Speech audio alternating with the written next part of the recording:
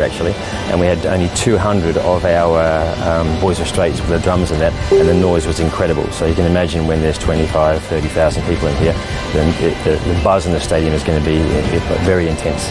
No stone has been left unturned to give JDT the best chance of success at their new home, with special attention paid to its most important asset.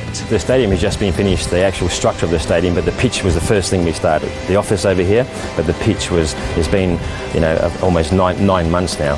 And so it's done by our curator from Japan, who looks after all of our fields.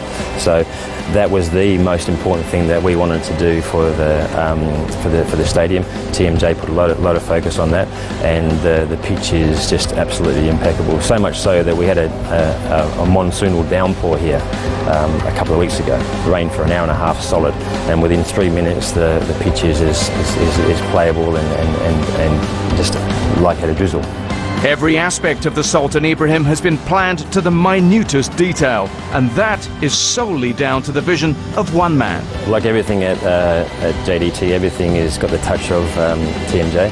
He says that when you first come to JDT, you've got the red blood, but then it turns a little bit blue, and as you stay here more often, basically, so it's like you come in here with the red blood, and then because you love the club so much, it turns into the blue blood.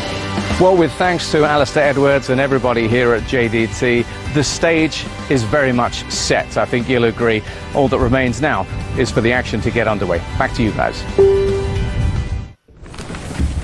I'm a little bit envious of John Dykes having gone to Johor to have that first-hand look of the new stadium, because it looks absolutely phenomenal. Shebi Singh and Rish Roshan Rai is still in the studio with me. I mean, it must be so special for a club, the team, the players, to now be able to play in such a state-of-the-art stadium, Shebi. But how will this move to a new stadium impede or improve JDT's Champions League hopes? I mean, first and foremost, when you have an arena as beautiful as this, as a player, you don't want to go home. You want to live in the stadium. And bring your sleeping bag. Exactly. When you have such a perfect pitch, it just raises your confidence. It just raises your game. So everything is positive coming to this stadium. Don't anybody ever dare tell me that you got to get used to the grass, because that is the best grass there is anywhere in the world. Don't tell me you got to get used to the atmosphere. No. So for the JDT players, nothing is better than playing in a brand new stadium. You stamp your authority on the opponents and say, this is our new home, and you're not going to go away from here with any. I mean, you're going to go away from here with empty hands. So for me, once again, it's just inspirational. There is no negatives about moving to a new stadium. So I think just what they need to do today is to put in a brave performance. Take the game to Suwon, show people that you can compete at this level, because I agree with Roshan that Suwon Bluewings are pretty much the weakest in this group.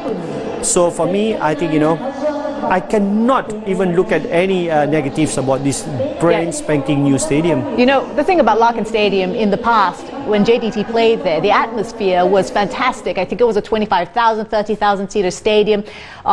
It just brought the crowd very close to the players and to the action on the field. I wonder if that can be replicated at a bigger stadium, because obviously it's going to take more bums on seats to fill the stadium. It'll be down to the fans to sort of replicate that atmosphere. And also, I mean, let's not take away from the players on the pitch. It's also going to be down to them to give the